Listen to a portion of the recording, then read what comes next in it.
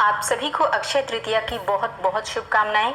माता लक्ष्मी की कृपा सदैव आप और आपके समस्त परिवार पर बनी रहे। 30 अप्रैल 2025 को बुधवार के दिन अक्षय तृतीया है। तो आज की इस वीडियो में आप जानेंगे कि किस प्रकार से अक्षय तृतीया के दिन माता लक्ष्मी की पूजा आराधना करनी चाहिए, जिससे कि माता लक्ष्मी सदैव हमारे घर में विराजित रहें। और इसके अलावा आज किन चीज़ों का दान करना चाहिए, खरीदारी के मुहूर्त क्या हैं और किस प्रकार से आपको खरीदारी करनी है, कौन सी वस्तुओं की खरीदारी आपको आज के दिन ज़रूर करनी है। और जैसा कि आप सभी जानते हैं कि अक्षय तृतीया के दिन सोना खरीदना, महंगी धातुएं खरीदना अत्यंत शुभ माना जाता है। लेकिन अगर आप किसी भी कारणवश सोना खरीदने में असमर्थ हैं या फिर कोई महंगी खरीदारी नहीं कर पाते हैं, तो ऐसी अवस्था में आपको कौन सी चीज़ अवश्य खरीदनी चाहिए जिससे कि आपको सोना खरीदने के समान ही पुण्य फल प्राप्त होगा, और कौन सी वस्तु दान करें जिससे कि आपको सोना दान करने के समान ही पुण्य फल प्राप्त होगा। आज की वीडियो में ये संपूर्ण जानकारी मैं आपसे शेयर करने वाली हूँ, तो बहुत महत्वपूर्ण है आज की वीडियो, पूरा ज़रूर देख लीजिए।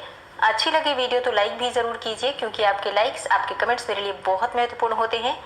ये एकमात्र जरिया है जिनसे मुझे पता चलता है कि आपको ये वीडियो अच्छी लगती हैं और आपके लिए ये वीडियो उपयोगी है। तो अगर वीडियो अच्छी लगे तो लाइक तो ज़रूर ही किया कीजिए। दोस्तों, अक्षय तृतीया के दिन भगवान श्री हरि विष्णु और माता लक्ष्मी की विशेष रूप से आराधना की जाती है और अक्षय तृतीया को अबूझ मुहूर्त के रूप में माना जाता है। मतलब इस प्रकार का एक दिन जिस दिन आप बिना पंचांग दिखाए, बिना किसी भी ब्राह्मण से, पंडित से पूछे हुए आप कोई भी शुभ कार्य किसी भी समय कर सकते हैं। मतलब पूरा दिन ही शुभ होता है। अक्षय तृतीया एक ऐसा दिन है जिस दिन सूर्य और चंद्रमा दोनों ही अपनी उच्च राशि में स्थित होते हैं, इसलिए दोनों की सम्मिलित कृपा पाने का एक बहुत ही शुभ अवसर होता है ये अक्षय तृतीया। जैसा कि नाम से ही पता चलता है, जिसका क्षय न हो, अर्थात जो भी हम आज कार्य करते हैं, जो मंत्र जप करते हैं, पूजा पाठ करते हैं, दान धर्म करते हैं, किसी की मदद करते हैं, तो ऐसा कहा जाता है कि आज हम जो भी चीज़ करते हैं, जो भी शुभ कर्म करते हैं या अशुभ कर्म भी करते हैं, तो उसका कभी भी नाश नहीं होता। तो हम शुभ कर्म तो आज पूरा ही दिन करने का प्रयास करते हैं, गलती से भी कोई गलती ना हो इस बात का भी आपको पूरा प्रयास करना है। अक्षय तृतीया को युगादि तिथि कहा जाता है, मतलब आज से त्रेता युग का प्रारंभ हुआ था। अक्षय तृतीया के दिन ही बद्रीनाथ के कपाट खुलते हैं और सिर्फ आज ही के दिन यानी कि अक्षय तृतीया के दिन ही वृंदावन में भगवान बांके बिहारी जी के चरणों के दर्शन होते हैं। आज ही के दिन यानी कि अक्षय तृतीया के दिन परशुराम जयंती मनाई जाती है, हयग्रीव जयंती मनाई जाती है और माता मातंगी की जयंती भी मनाई जाती है। तो ये दिन कितना महत्वपूर्ण है बताने की आवश्यकता नहीं है, पुराणों में इसका भरपूर वर्णन मिलता है। बात करेंगे अक्षय तृतीया की पूजा विधि के बारे में, लेकिन उससे पहले जानते हैं कि अक्षय तृतीया का शुभ मुहूर्त क्या है। देखिए, अक्षय तृतीया की तिथि प्रारंभ हो रही है 29 अप्रैल की शाम को 5:31 पर और अक्षय तृतीया की तिथि समाप्त होगी 30 अप्रैल को दोपहर में 2:12 पर। तो सूर्योदय कालीन तिथि के अनुसार अक्षय तृतीया 30 अप्रैल को हम मना रहे हैं, बुधवार के दिन। और इस दिन पूजा करने का जो शुभ मुहूर्त आपको प्राप्त होगा सुबह 5:41 से दोपहर 12:18 तक। इस दिन सोना खरीदना भी शुभ माना जाता है। तो 30 अप्रैल को सुबह 5:41 से लेकर दोपहर 2:12 तक आप सोना खरीद सकते हैं। अत्यंत ही श्रेष्ठ और शुभ मुहूर्त है। कोई भी महंगी धातु आप खरीदना चाहते हैं, वाहन खरीदना चाहते हैं, घर खरीदना चाहते हैं, प्रॉपर्टी लेना चाहते हैं, कोई भी इन्वेस्टमेंट आप करना चाहते हैं, जैसे कि अगर आप बैंक में एफडी इत्यादि करना चाहते हैं या फिर मान लीजिए आप बैंक में खाता खुलवाते हैं, तो आज का दिन आपके लिए अत्यंत श्रेष्ठ है। अच्छा, जो लोग सोना नहीं खरीद पाते हैं, कोई भी महंगी धातु नहीं खरीद पा रहे हैं, तो ऐसे में अगर आप जौ खरीदते हैं या फिर चने की दाल खरीदते हैं या फिर हल्दी खरीदते हैं, तो इसे सोना के समान ही माना जाता है। मतलब इससे स्वर्ण खरीदने जितना ही शुभ माना जाता है। इसके अलावा पीतल, मतलब पीतल की कोई वस्तु, जैसे पीतल का कोई पात्र आप खरीद सकते हैं। और पीली सरसों खरीदना अत्यंत श्रेष्ठ है।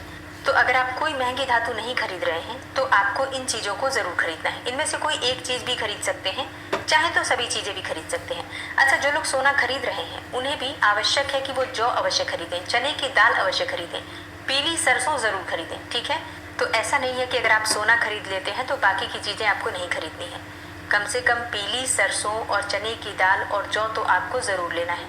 हल्दी अवश्य लेना है, इससे घर में शुभता आती है और शुभता बहुत आवश्यक है। धन से भी ज़्यादा आवश्यक है घर में शुभता का बने रहना, घर में मांगलिक कार्यों का निरंतर होते रहना, ये सबसे ज़्यादा आवश्यक है। क्योंकि कई लोगों को आपने देखा होगा, उनके पास धन है, किसी चीज़ की कमी नहीं, लेकिन घर में कोई शुभ कार्य हो नहीं पा रहा है, कोई मांगलिक कार्य होता है तो घर में कलेश पहले हो जाता है। तो इस प्रकार की स्थिति से बचने के लिए शुभ वस्तुएं अवश्य खरीदनी है। अब बात करें कि आपको दान क्या करना है, क्योंकि देखिए जब हम अक्षय तृतीया की बात करते हैं तो सबसे ज़्यादा आवश्यक है दान करना। आप कुछ खरीदें या ना खरीदें, चाहे छोटी सी कोई चीज़ें खरीद लीजिए, लेकिन दान अवश्य कीजिए। दान किन चीज़ों का करें? तो देखिए, कहा जाता है कि आज के दिन आपको स्वर्ण दान करना चाहिए, भूमि दान करना चाहिए, अपनी सामर्थ्य के अनुसार चीज़ों का दान करना चाहिए। अब देखिए, सब लोग स्वर्ण दान तो नहीं कर पाते हैं। मान लीजिए जैसे तैसे जोड़कर कोई खरीद भी ले तो उसे दान नहीं कर पाता है, ठीक है। तो क्या दान करें जिससे कि स्वर्ण दान के समान पुण्य फल प्राप्त हो?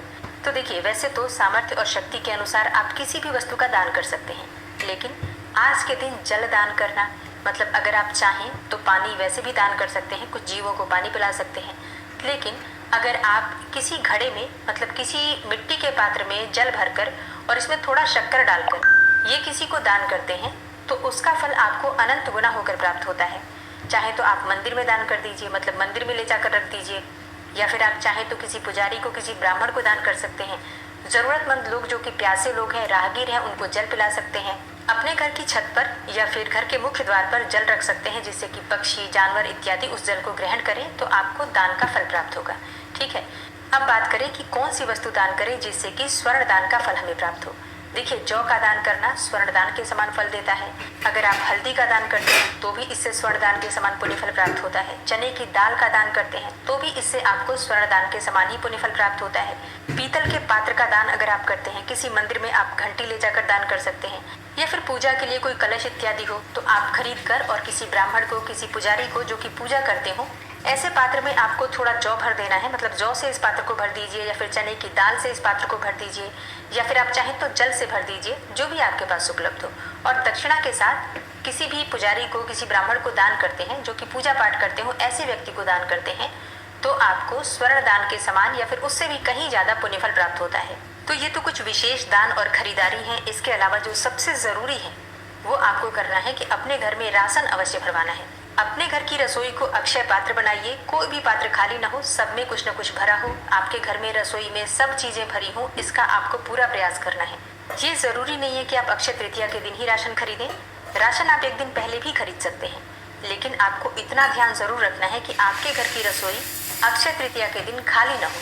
मतलब आपका भंडार गृह एकदम अक्षय पात्र की तरह होना चाहिए। आप जो भी बनाना चाहें, आपको ये न लगे कि आज ये चीज घर में नहीं है, ठीक है। अब बात करें अक्षय तृतीया की पूजा विधि के बारे में, तो देखिए, आपको प्रातःकाल जल्दी उठना है, मतलब ब्रह्म मुहूर्त में उठ जाइए। उठकर नित्य कर्मों से निवृत्त हो जाइए, स्नान कर लीजिए। फिर साफ स्वच्छ वस्त्र धारण करके भगवान लक्ष्मी नारायण की विधि विधान से पूजा आज की जाती है। आप अपने घर के मंदिर में सबसे पहले कलश की स्थापना कीजिए। मंदिर में भी कर सकते हैं, चाहे तो अलग से चौकी भी लगा सकते हैं, लेकिन अक्षय तृतीया की जो पूजा होती है कलश की स्थापना करके ही की जाती है। पीतल का पात्र अगर आप कलश के रूप में रखें अत्यंत श्रेष्ठ होगा, नहीं तो स्टील के अलावा कोई भी धातु हो उसका पात्र भी आप रख सकते हैं, चाहे तो मिट्टी का पात्र भी रख सकते हैं कलश के स्वरूप में। सबसे पहले कलश में आपको गंगा जल डालना है या किसी पवित्र नदी का जल डालना है। फिर सिक्का, सुपारी, हल्दी, लौंग, इलायची, 5 चीजें डाल दीजिए और पांचों चीजें कलश में डालकर जल से इस पात्र को पूरा भर दीजिए कंठ तक। इसके बाद आपको मौली या फिर कलावा कलश के गले में 3 बार बांधना है। स्वास्तिक बना दीजिए कलश पर, और जहाँ पर आपको कलश की स्थापना करनी है कलश के नीचे आपको रखना है थोड़ा सा जौ। जौ ना हो तो आप चावल भी रख सकते हैं, लेकिन प्रयास कीजिए कि आज आपके पास जौ अवश्य हो। आज जौ का पूजा में प्रयोग करना अत्यंत श्रेष्ठ और शुभ माना जाता है। जौ के ऊपर कलश की स्थापना करने के बाद कलश के ऊपर भी आपको पूर्ण पात्र रखना है। एक प्लेट में आप थोड़ा सा जौ रख दीजिए और इस पूर्ण पात्र पर आपको एक दीपक रखना है। प्रज्वलित कर दीजिए दीपक को, और अब आपकी पूजा प्रारंभ हो जाती है। सबसे पहले गणपति की पूजा की जाती है, तो पंचोपचार विधि से भगवान गणेश की पूजा कर लीजिए।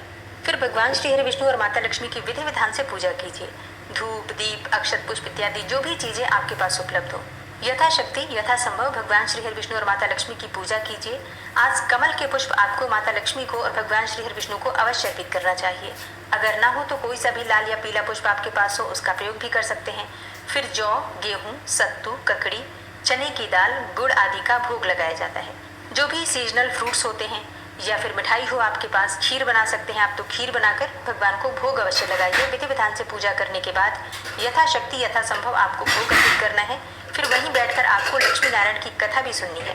आप चाहें तो पढ़ भी सकते हैं, नहीं तो हमारे चैनल पर आपको कथा की वीडियो मिल जाएगी, आप लोग सुबह सुबह सुन सकते हैं। पूजा पूर्ण करने के बाद आपको भगवान श्री हरि विष्णु और माता लक्ष्मी की आरती अवश्य करना है और फिर क्षमा प्रार्थना कीजिए।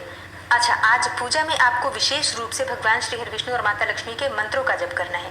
आप चाहें तो 16 पाठ कनकधारा का कर सकते हैं, या फिर 16 पाठ आप श्री सूक्त का कर सकते हैं, या फिर भगवान श्री हरि विष्णु और माता लक्ष्मी का कोई भी मंत्र आप जप सकते हैं। 16 माला कम से कम जप होना चाहिए, इस बात का ध्यान रखिए। आप चाहें तो इससे ज्यादा भी कर सकते हैं, लेकिन कम से कम इतना अवश्य करना है, ठीक है। पूजा पूर्ण करने के बाद अपने सामर्थ्य के अनुसार दान कीजिए। जो सामग्रियां मैंने आपको बताई, इनके साथ आप चाहें तो सीधा का दान भी कर सकते हैं, जैसे कि कुछ भोजन की सामग्री का दान कर सकते हैं, और दक्षिणा तो अवश्य होनी चाहिए। अब जैसे कि पूजा आपकी पूर्ण हो जाती है, पूरे दिन आपको कलश वहीं पर रखना है, तुरंत कलश नहीं उठाया जाता है। अगले दिन आप कलश उठाएं तो ज्यादा श्रेष्ठ होगा। अगले दिन कलश उठाकर उस कलश के जल में से पूरे घर में आपको छिड़काव करना है। दुकान है तो दुकान में छिड़काव कर सकते हैं, या फिर कोई भी व्यापारिक स्थल हो आपका तो वहां पर भी इस जल में से छिड़काव कर सकते हैं। प्रत्येक व्यक्ति, मतलब घर में जितने भी सदस्य हैं, सब थोड़ा थोड़ा उस जल में से ग्रहण अवश्य करें।